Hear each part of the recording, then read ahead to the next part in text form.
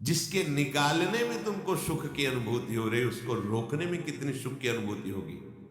उन्मत्त हो जाओगे, बहुत जल्दी आपके सारे के सारे करण भगवदाकार होने लगेंगे यदि आप ब्रह्मचर्य का पालन करेंगे। शरीर स्वस्थ, हल्का, मन प्रसन्न, नींद आदि पर विजय, कितने गुण ही गुण। और ब्रह्मचर्य ही आलस्य, प्रमाद, भोगों का चिंतन, मन का डिप्रेशन में पहुंचना, कमर में दर्द, टांगों में दर्द, सर में दर्द, घबराहट होना, बिना किसी कारण के मन भयभीत हो रहा है, भोजन अपच हो रहा है, बिना किसी प्रक्रिया के वीरनाश हो रहा है, बिना किसी प्रक्रिया के। काहे को मृत्यु स्वयं स्वीकार कर रहे हो, ये मृत्यु है।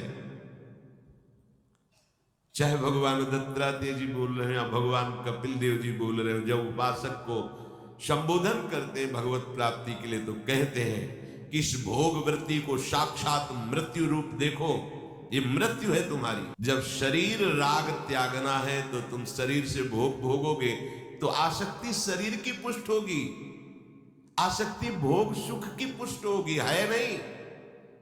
कितने दिन शरीर रहेगा, कितने दिन भोग रहेंगे।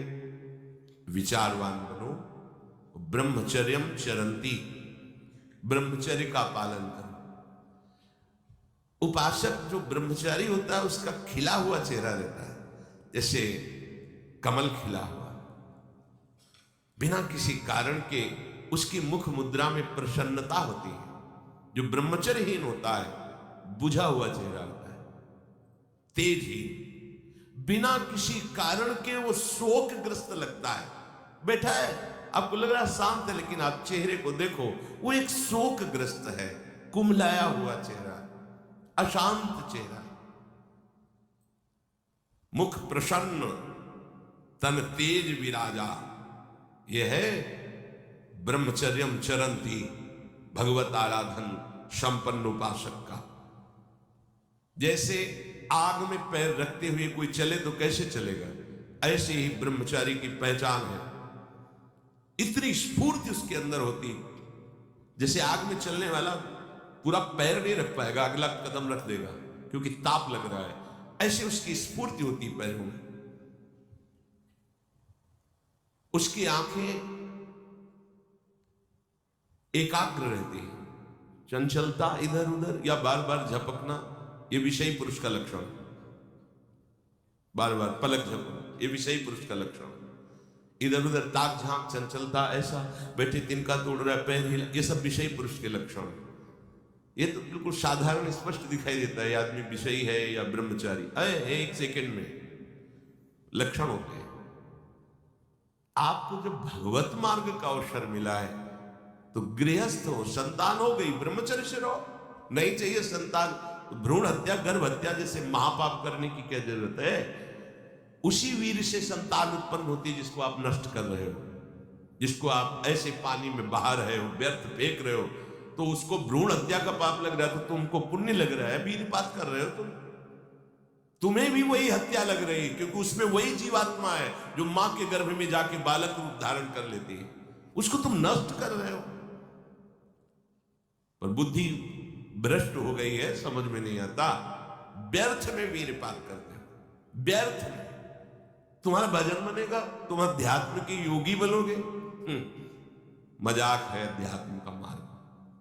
होश में हो जाओ, ये मन के दुलार को बंद करो। जब तक इच्छा ही नहीं भगवत प्राप्ति की तो फिर तुम कैसे भगवत प्राप्ति कर पाओगे। भगवत प्राप्ति की इच्छा कैसे होगी जब तुम्हारी इस तरह से निंदनीय वृत्तियां हैं। इंद्रियों को दुलार कर रहे हो, मन को दुलार कर रहे हो, भगवत प्राप्ति चाहते हो, आचरण नीच और चाहते हो उच्च पदवी। सावधान हो जाओ। यदि क्षंतो ब्रह्मचर्यम चरन, ब्रह्मचर्य बहुत बहुत आवश्यक है, सबके लिए आवश्यक है, स्त्री पुरुष सबके लिए आवश्यक है। आप उसको केवल भगवत प्राप्ति से ही मत समझिए। अरे जीना है तो ब्रह्मचर्य की आवश्यकता है, स्वस्थता की आवश्यकता है, प्रसन्नता की आवश्यकता नहीं। मरा हुआ जीवन रोज सुबह शाम निकल रही, रोज जीवन जा रहा, किस काम का जीवन गया, गई रात्रि, गई दिन गया, समय जा रहा है। तुम्हारा उद्देश्य क्या है? तुम्हारे हाथ क्या लग रहा है? क्या प्राप्त कर रहे हो? विचार ही नहीं रहेंगे, विवेक ही नहीं रहे, पशुवत बस ऊपर चमड़ी में सुंदरता का लेप करके और मलमूत्रों के भांड में प्रियता करके पूरा जन्म नष्ट कर देना। कैसी धिक्कारमयी बुद्धि हमारी है। जहां हमें मुक्त होना चाहिए वहां मांग क्या रहे हैं? कोई बिरला ही मुक्त होना चाहता है, वो बिरला वही होता है वीतरागा, जिसका राग नष्ट हो गया है, वो वैराग्यवान चाह करता है भगवत प्राप्ति की। जो भगवत प्राप्ति की इच्छा रखता है और ब्रह्मचर्य का पालन करता है, उसकी इंद्रियां शांत हो जाती है। सिद्धांत समझो, खूब भगवत भजन करो, चाहे गृहस्थ हो चाहे विरक्त। संतान उत्पत्ति की आवश्यकता है तो ब्रह्मचर्य नष्ट करो, नहीं तो गृहस्थ में भी ब्रह्मचर्य रहा जा सकता है। हर समय थोड़ी तुम्हारे अंदर विकार रहता है। बहुत सात्विक गृहस्थ हमने दर्शन किए, बहुत सात्विक, पर अब तो ऐसा देखना सुनना बोलना खाना पीना हो गया है कि ब्रह्मचर्य तो एक स्वप्न जैसी बात है, कोई इसे धारण ही नहीं करना चाहता। उसका कुपरिणाम सब भोग रहे हैं, सब भोग रहे हैं।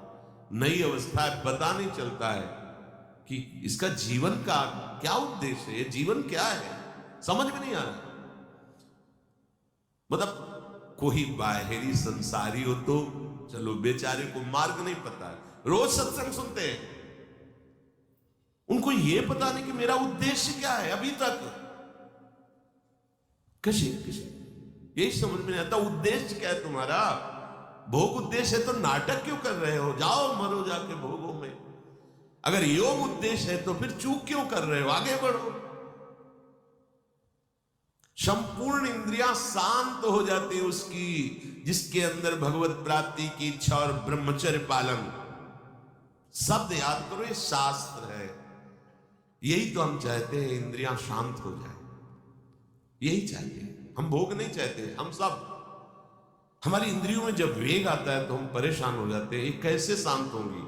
तो पूर्वाभ्यास रहा है, यही रास्ता रहा है कि जब वेग आवे तो इंद्रियों से भोग करो तो शांति मिल जाएगी, ऐसा। और ये उल्टा है, त्यागात शांतिरंतरम। भोग का वेग आए, सह जाओ तो शांत हो जाओ। पर उल्टा बात हमारी बुद्धि सिखाती है कि भोगों को भोगो तो शांति मिल जाएगी। और भगवान कह रहे, जिन्होंने रचना रची इंद्रियों की और भोगों की भी, वो कह रहे त्यागात शांतिरंतरम। तुम उनका त्याग कर दो तो शांति को प्राप्त हो जाओगे। चाहते हम शांति ही है, पर हमारी दुर्दशा है। एक आदमी गंगा के किनारे शांत बैठा, गंगा की तरंगों में आनंद ले रहा था। उसका मित्र आया, ओ कैसे बैठे हो? शांत बैठे। अरे नहीं भाई, कुछ करना चाहिए। वो चुप, बोलो ना, कुछ करना चाहिए। करने से क्या होगा? कुछ करोगे तो पैसा मिलेगा, पैसे से क्या करेंगे? भोग सामग्री लेंगे, भोग सामग्री से क्या करेंगे? भोगेंगे, भोगने से क्या होगा? शांत हो जाएंगे। बोले तुम्हारी गलत बात है, भोगों से शांति तो प्राप्त नहीं होती। मैं अभी शांत बैठा हूं और तुम मुझे अशांति की प्रेरणा दे रहे हो कि कुछ करो, धन मिलेगा, उससे भोग मिलेगा और भोग के बाद शांति मिलेगी। ऐसा कभी हो ही नहीं सकता। भोगों के भोगने से अशांति और तृष्णा पैदा होती है। बस ऐसा ही मेरा मित्र मन है, ये सिखाता है, यही सिखाता है। हम शांत बैठना चाहते हैं, ये मुझे अशांति के मार्ग में लेकर शांति दिखा रहा है। संभालो, संभालो। सबसे चूक हो सकती है, चूक को संभाल ले वही साधक है। अगर चूक ना हो तो साधक थोड़ी हो, तो सिद्ध है। साधक का शब्द ही है कि वो साधना कर रहा है, उससे चूक हो सकती है, पर वो चूक पुनरावृत्ति में नहीं आनी चाहिए। एक बार चूक हो गई, संभाल लिया। भगवान उस चूक को चूक ही नहीं मानते जो संभाल ली जाए। जो बार बार पुनरावृत्ति की जाती है वो अपराध है, वो दंड है, उसको भोगना पड़ेगा। कोई और दंड नहीं देगा, वही क्रिया, वही चेष्टा तुम्हारी तुम्हें जला देगी, तुम्हें अशांत कर देगी। एक क्षण की चेष्टा पूरे जीवन भर के लिए तुम्हें जलन पैदा कर सकती, पूरे जीवन एक चेष्टा तुम्हें विमुख कर सकती है, पूरा जीवन बर्बाद कर सकती है। तत्ते पदम संग्रहेण प्रवक्षे, ये समस्त साधनों का आखिरी फल है। जब कोई भगवत प्राप्ति की इच्छा करके ब्रह्मचर्य, ये बहुत खास बात है, बैठा लीजिए आप सब, ब्रह्मचर्य की अत्यंत आवश्यकता है। बिना ब्रह्मचर्य के अध्यात्म की चढ़ाई पर नहीं चढ़ सकते हैं। आपको परेशानी इसलिए होती कि आप उसी का चिंतन करते हैं। चिंतन छोड़ दीजिए, अभ्यास के द्वारा ऐसा चिंतन कीजिए। ऊपर प्रभु ने वर्णन किया, अभ्यास योग युक्तेन चेतसा नान्यगामिना, अपने चित्त को प्रभु के नाम रूप में लगाइए। भोगों का चिंतन ही ना हो तो कोई परेशानी नहीं भोग त्यागने में। भोग त्यागने में इसलिए परेशानी है कि हमारा भोग चिंतन मुझे चैन से नहीं रहने देता। अंदर से देखिए, कोई भी भोग क्रिया होने के पहले उस भोग में तदात्म होता है और चिंतन होता है। क्रिया बाद में होती है, सब कार्य पहले हो जाता है चिंतन के द्वारा। अब चिंतन के द्वारा उससे जो सुखानुभूति हो रही, अब वो क्रिया में सुखानुभूति प्राप्त करना चाहता, वो है नहीं। फिर क्रिया के बाद फिर चिंतन, फिर क्रिया, फिर चिंतन, दुर्गति को प्राप्त हो जाता है। चिंतन बदल गया, फिर क्रियाओं का कोई माध्य ही नहीं रह गया, भोगों का कोई अस्तित्व ही नहीं रह गया। जिसका अखंड चिंतन चलता है, कोई भी विषय उस पर अपना प्रभाव नहीं डाल सकता, सब इंद्रियां शांत हो जाती हैं। अब उससे प्राप्त हुआ जो आखिरी फल है साधना का, भगवान कह रहे ये आखिरी फल है। पदम संग्रहेण प्रवक्षये, वो उस परम पद में प्रवेश कर जाता है। परम पद में अच्छी तरह से उसका प्रवेश हो जाता है, अर्थात फिर कभी नहीं लौटता है, उसे परम पद कहते हैं। सर्वद्वाराणि संयम्य मनोहृदि निरुध्य च मूर्धन्याधायात्मनः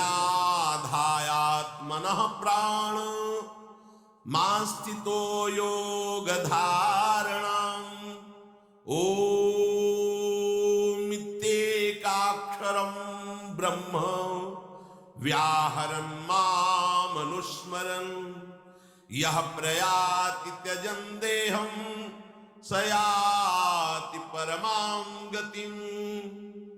श्री भगवान कह रहे, जब वो ब्रह्मचर्य से भगवत प्राप्ति की इच्छा करके चित्त से निरंतर मेरा चिंतन करता है तो इंद्रियां शांत हो जाती हैं। इंद्रियों के संपूर्ण द्वारों को रोक दिया, आंखें खुली हैं या बंद, केवल नाम दिखाई दे रहा है या मंत्र दिखाई दे रहा है या मंत्र अधिष्ठात्र देवता श्यामा श्याम दिखाई दे रहे हैं। ये आंख बंद करके ध्यान लगाना कमजोरी है, क्योंकि अभी उसे बाहर कुछ और दिख और अंदर कुछ और।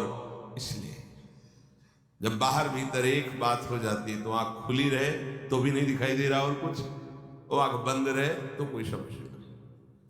खुली और बंद ये केवल पलकों का भेद है। अंतर के चिंतन का चिंतनीय तत्व उसकी दृष्टि के सामने होता है। इंद्रियों के संपूर्ण द्वारों को रोक लिया, बड़ा कठिन है, देख लो, बहुत कठिन। फिर मन को हृदय में निरुद्ध कर दिया, हृदय के सिवा मन जा ही नहीं, कोई वस्तु व्यक्ति स्थान का कोई चिंतन नहीं, मन अमना। प्राणों को सूक्ष्म करके मस्तक पर चढ़ा लिया, इसे योग धारणा कहते हैं। और फिर उस समय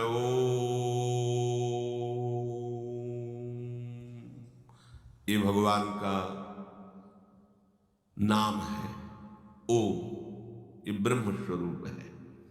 इसी से वेदों का प्रादुर्भाव हुआ है। वेदों का जनक है प्रणव, ओम, आउमा, इन्हीं से वेदों का प्रादुर्भाव हुआ है। बड़ी महिमा है ओम की, उद्गीत। एक अक्षर ब्रह्म का मानसिक चिंतन करते हुए माम अनुस्मरण, मेरा स्मरण करते हुए वो जब शरीर छोड़ता है तो सीधे परम गति को प्राप्त होता है।